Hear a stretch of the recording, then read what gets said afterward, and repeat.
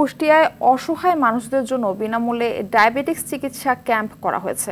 শৃঙ্খলায় জীবন এই স্লোগানে সকালে কুষ্টিয়ার বাড়িয়ায় Begum Hamida Siddique college and school দিনব্যাপী এই ডায়াবেটিক্স চিকিৎসা ক্যাম্পের আয়োজন করে শেয়ার দি খায়ের ও সিদ্দিক ফাউন্ডেশন। ৩০০ রোগীর ডায়াবেটিক্স পরীক্ষা ও ওষুধ বিতরণ করা হয়। এছাড়া ডায়াবেটিক্স পরীক্ষার স্বার্থে খাবার ও বিশুদ্ধ পানি দেওয়া হয়। বিনামূল্যে পরীক্ষা নিরীক্ষা, চিকিৎসা সেবা ও ওষুধ পেয়ে খুশি রোগীরা।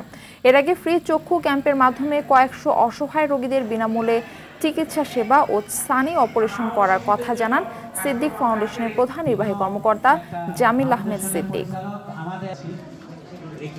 আপনারা অনেকেই সকাল ৮টা থেকে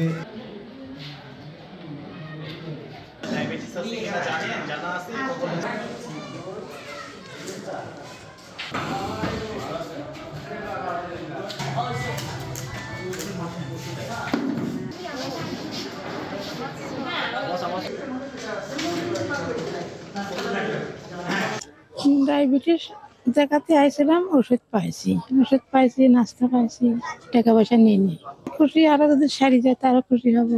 অবশ্যই ভালো লাগছে, জনকল্যাণ মূল্য কাজ। অবশ্যই আপনার এলাকার উপকার হবে, সবাই দোয়া করবে, উপকৃত হবে।